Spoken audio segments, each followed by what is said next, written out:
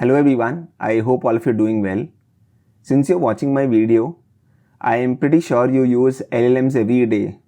You might be using LLMs to solve a lot of data science related problems. You might be using LLMs to generate code. You might also be using LLMs for generating good amount of text for various purposes like writing emails, writing or creating presentations, etc. Right? LLMs have come a long way since their inception. But what I find today is not a lot of people know how LLMs actually work. A lot of jobs really don't require you to know how LLMs work, but a lot of niche jobs that really pay well.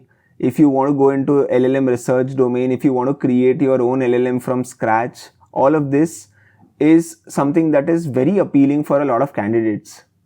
If you are happy with whatever you're doing right now, then essentially you should be happy.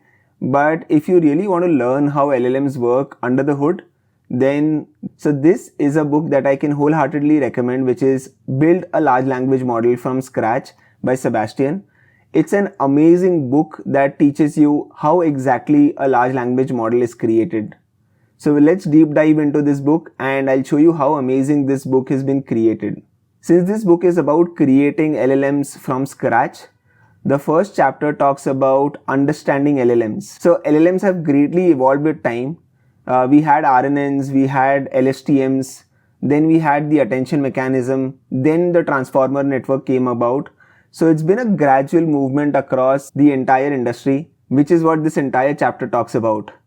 The different architectures that are there in LLMs. So if you are using BERT, it's an encoder only model. If you're using any GPT model, if you're using any model such as Gemini, Claude, etc., all of these are decoder only models. Now, what is the training data required for this model? How is this architecture different from the other architecture? All of this is very beautifully covered in the first chapter. So if you want to get a glimpse of how LLMs have evolved and what are the basic building blocks of LLMs, so the first chapter really clarifies what LLMs are and how you can kind of understand LLM architectures as well. Now the second chapter deals with understanding text data. So text is the input that goes into a transformer model, and then you have output generated sequentially one after the other. Now this entire process of sequential generation of text, first you have to pass in the input. The input is converted into IDs or tokens.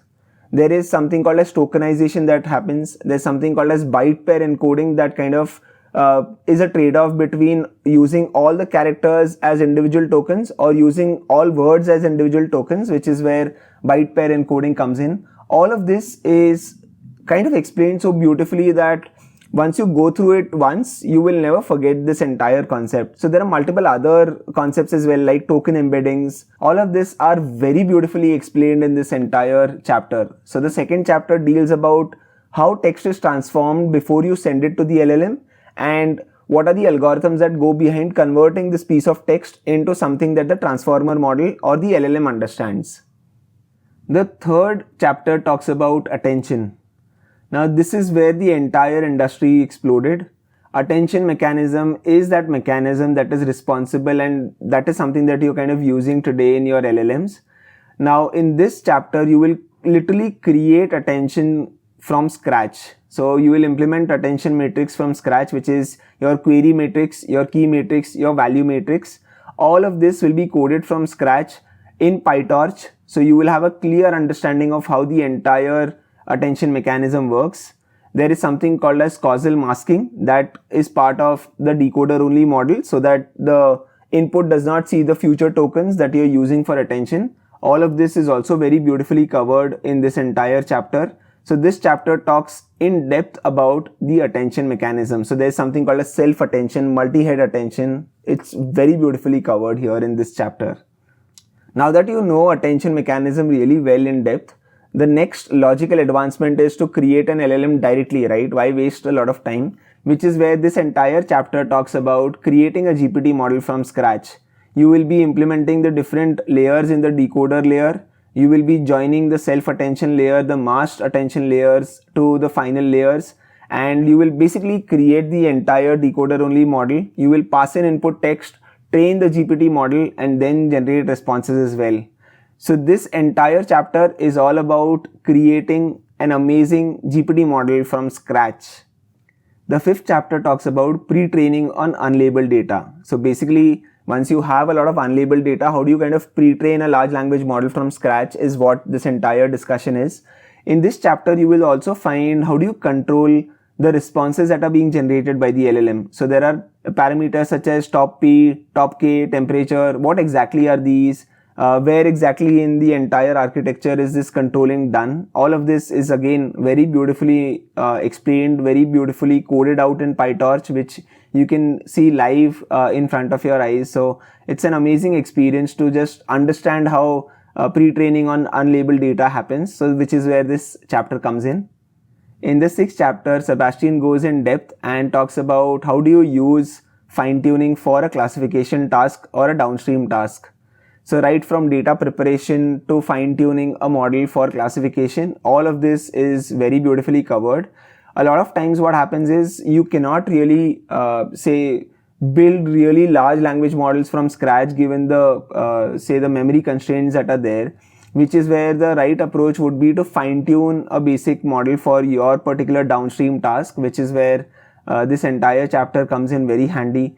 It talks about fine-tuning in depth in terms of what are the best practices of fine-tuning, what you should do basically to have the best fine-tuned model available or ready.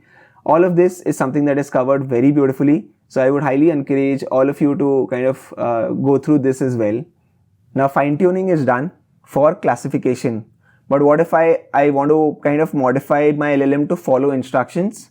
Well, it's the 7th chapter that kind of helps you fine-tune a LLM for following instructions. So there's something called as instruction following LLMs. That is where this entire chapter comes into picture. Right from loading data to fine-tuning this entire LLM for following instructions, all of this is again very well explained in this entire chapter, which is something that I would highly encourage all of you to go through as well. Finally, at the end, you have a lot of reference material. So if you have very little experience of PyTorch, if you worked with Python, NumPy, but want to switch over to PyTorch, there's an entire dedicated section on PyTorch, which you can wholeheartedly utilize and make use of that to the maximum. There are other places where Sebastian would have not gone into a lot of details, but if you want to really go into the mathematics side of a lot of things, then there's this reference section that you can go through as well. It's an amazing book. What do I say? I think there's no doubt about how good this entire book is and how awesome this entire book is. If you really want to understand how LLMs work, you can only understand how LLMs work by building something from scratch, which is where this book will come in very handy if you start something from scratch. And then if you're planning to give interviews in research organizations which are building or say LLMs from scratch, trust me when I say this book will come in really, really handy when you take this entire discussion forward, right? So again, if you really are on the fence that I really don't want to understand LLMs, then again, this book technically you can skip. But if you really want to understand, appreciate how LLMs work at scale, then this is the book that I can wholeheartedly recommend. This is all that I wanted to cover. I just wanted to give you a glimpse of how amazing this book is and why you should go ahead and purchase this particular book. I'll add the link to the official book. If you want an ebook, you can kind of go through the ebook. If you want a printed copy, I'll give you the link as well. Make sure to learn as much as you can. So because LLMs are evolving, but the base is still the same. From 2017 to 2026, 95% models are still based on attention. Again, attention has also widely been modified as we've moved forward. But the core understanding of how attention mechanism works, all of this still remains the same. So yeah, keep learning, keep enjoying, and I'll attach the official links to the book in the description section below. Make sure to go through the book, buy the book, and yeah, happy learning, enjoy your day, and I'll be back with a new video very soon. Thank you.